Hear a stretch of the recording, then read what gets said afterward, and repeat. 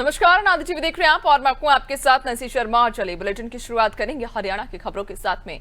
जो हरियाणा के सीएम नायब सिंह सैनी प्रदेश के सभी गांव में महिला चौपाल स्थापित करने की अपनी प्रतिबद्धता को पूरा करने के लिए सरकार 18 करोड़ रुपए से अधिक के बजट के साथ 754 ऐसे चौपालों के पहले चरण की शुरुआत की घोषणा करने के लिए तैयार है। ये घोषणा 24 अप्रैल को पंचकूला के ताऊ देवी लाल स्टेडियम में आयोजित होने वाले पहले राष्ट्रीय पंचायती राज दिवस कार्यक्रम में किए जाने की संभावना है।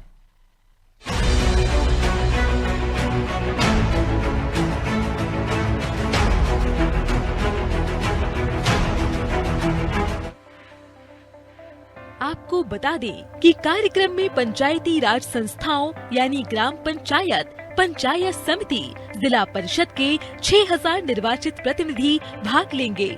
इसके अलावा इस अवसर पर प्रधानमंत्री नरेंद्र मोदी का संबोधन होगा। इसका सीधा प्रसारण किया जाएगा। मुख्यमंत्री नायब सिंह सैनी के नेतृत्व में बनने वाली इन चौपाल में महिला सांस्कृतिक केंद्र भी होंगे, जहां गायन, नृत्य और अन्य गतिविधियों सहित मनोरंजन की सुविधाएं प्रदान की जाएंगी। पहले चरण में मौजूदा इमारतों वाले गांवों को चौपाल के लिए चुना गया है, जो महिलाओं को इकट्ठा होने और तनाव दूर करने के लिए एक विशेष स्थान प्रदान करेगा। चौपाल में महिला सांस्कृतिक केंद्र भी होंगे, जहां गायन, नृत्य और अन्य गतिविधियों सहित मनोरंजन की सुविधाएं प्रदान की जाएंगी। चौपाल खोलने के लिए उपलब्ध इमारतों की पहचान करने के लिए एक फील्ड सर्वे भी किया जा चुका है। महिला चौपालों के लिए पहले से ही कई इमारतें थीं, जिनका कभी इस्तेमाल नहीं हुआ और कुछ इमारतें मनोरंजन गतिविधियों के लिए इस्तेमाल की जानी थी।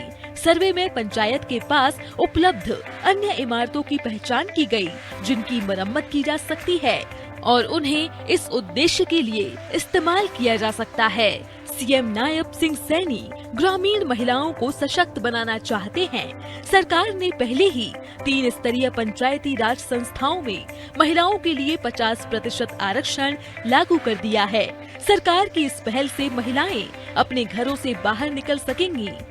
सूत्रों का कहना है कि सरपंचों को इस योजना को तेजी से लागू करने का काम सौंपा जाएगा। हरियाणा में पहले ही 100 से अधिक महिला चौपालें हैं, जिन्हें इस पहल के तहत और अधिक जीवंत बनाया जाएगा। हाल ही में पेश बजट में वित्त मंत्री सैनी ने कहा था कि पहले चरण में 754 गांवों में चौपाल बनाई जाएंगी और 600 से अधिक अधूरी इमारतों को पूरा करके इस्तेमाल में लाया जाएगा। सरकार ने इस उद्देश्य के लिए 64 करोड़ रुपए का आवंटन किया है। मेरी सरकार ने यह निर्णय लिया था कि 1000 से अधिक आबादी वाली सभी पंचायतों की कच्ची फिरनियों को पक्का करवाया जाएगा। हमने अब तक ऐसी 224 ग्राम पंचायतों की कच्ची फिरनियों को 69.11 करोड़ रुपए की लागत से पक्का करवाया है और आगामी वर्ष में इन गांवों की बची हुई सभी कच्ची फिरनियों को पक्का कराने का लक्ष्य निर्धारित किया गया है। आदरणीय अध्यक्ष जी, प्रत्येक गांव में एक महिला चौपाल बनाने के संकल्प की पूर्ति हेतु हमने प्रथम चरण में 754 गांवों को चिन्हित किया है। मैं यह भी प्रस्ताव रखता हूं कि प्रदेश की सभी पंचायतों में वर्षों से अधूरे पड़े हुए लगभग 600 से अधिक भवनों को लगभग 64 करोड़ रुपए की राशि से पूर्ण करवाया जाएगा, ताकि उन्हें उचित प्रयोगशाला में प्रयोग में लाया जा सके।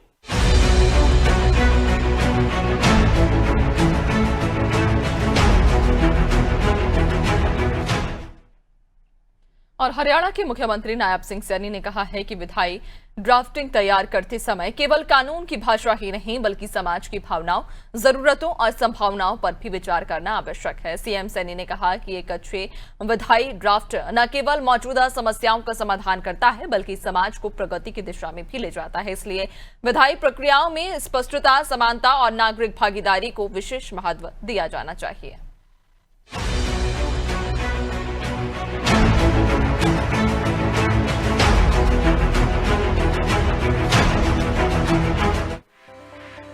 मुख्यमंत्री नायब सिंह सैनी ने बुधवार को हरियाणा विधानसभा में 36वें अंतर्राष्ट्रीय विधायी प्रारूपण प्रशिक्षण कार्यक्रम के प्रतिभागियों को संबोधित किया।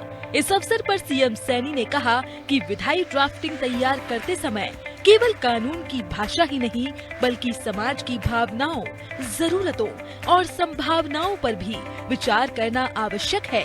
इस अवसर पर हरियाणा विधानसभा के अध्यक्ष हरविंदर कल्याण भी उपस्थित थे। आपको बता दें कि यह प्रशिक्षण 16 अप्रैल से 21 अप्रैल 2025 तक कार्यक्रम लोकसभा सचिवालय के संसदीय लोकतंत्र अनुसंधान एवं प्रशिक्षण संस्थान के सहयोग से आयोजित किया जा रहा है। इस पहल में 13 देशों के कुल 28 प्रतिभागी भाग ले रहे हैं। भारत सरकार के पूर्व विधि सचिव और प्राइड के पाठ्यक्रम निदेशक KN चतुर्वेदी ने प्रशिक्षण कार्यक्रम का विस्तृत विवरण दिया और प्रभावी विधायी ड्राफ्टिंग के लिए प्रमुख आवश्यकताओं पर प्रकाश डाला। उन्होंने हाल के वर्षों में हरियाणा में हुए महत्वपूर्ण विकास की भी प्रशंसा की। अपने अनुभव साझा करते हुए चतुर्वेदी ने बताया कि दिल्ली से चंडीगढ़ की यात्रा के दौरान प्रतिनिधि मंडल ने प्रत्यक्ष रूप से देखा कि हरियाणा राज्य कितना प्रगतिशील और शांतिपूर्ण है। ग्रुप लीडर एलेजांद्रो निकोलस वीसन नेमलसेफ ने इस प्रशिक्षण कार्यक्रम के आयोजन के लिए मुख्यमंत्री नायब सिंह सैनी, हरियाणा विधानसभा और प्राइड का धन्यवाद किया। उन्होंने विश्वास व्यक्त किया कि इस कार्यक्रम के माध्यम से प्राप्त विधायी ड्राफ्टिंग में नई तकनीकें और बढ़ी हुई दक्षता निश्चित रूप से प्रतिभागियों को अपने अपने देशों में लोकतांत्रिक प्रणालियों को और मजबूत करने में मदद करेगी।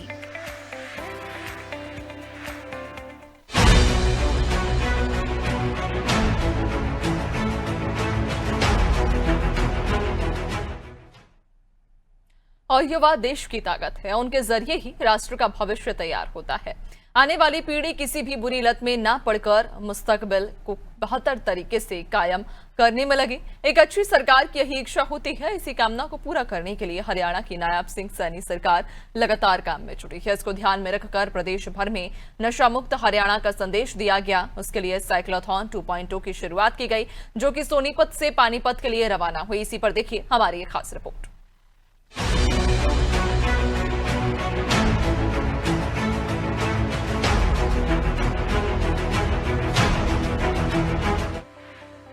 मुख्यमंत्री नायब सिंह सैनी ने प्रदेश को नशा मुक्त बनाने के उद्देश्य से साइक्लोथॉन 2.0 की शुरुआत की है, जो कि 2 दिन से सोनीपत से होती हुई आज पानीपत के लिए रवाना हुई।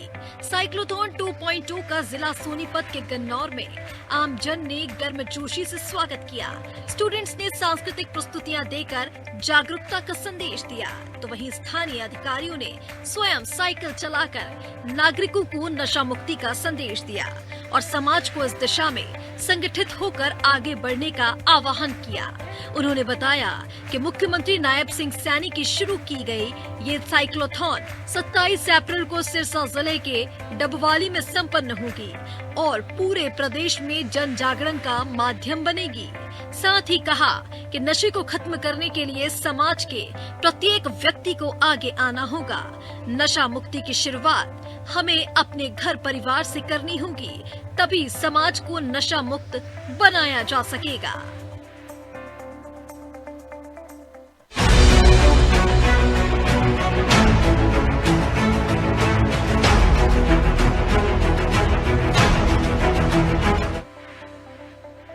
प्रदेश को नशा मुक्त बनाने के उद्देश्य से जागरूकता अभियान साइक्लोथॉन 2.0 की शुरुआत 5 अप्रैल को हिसार जिले से हुई है। साइक्लोथॉन रैली प्रदेश के सभी 22 जिलों में जाएगी। 27 अप्रैल को रैली के साथ समापन सिरसा जिला में होगा, जो कि नशा मुक्त हरियाणा बनाने के संदेश को जन जन तक पहुंचाएगी।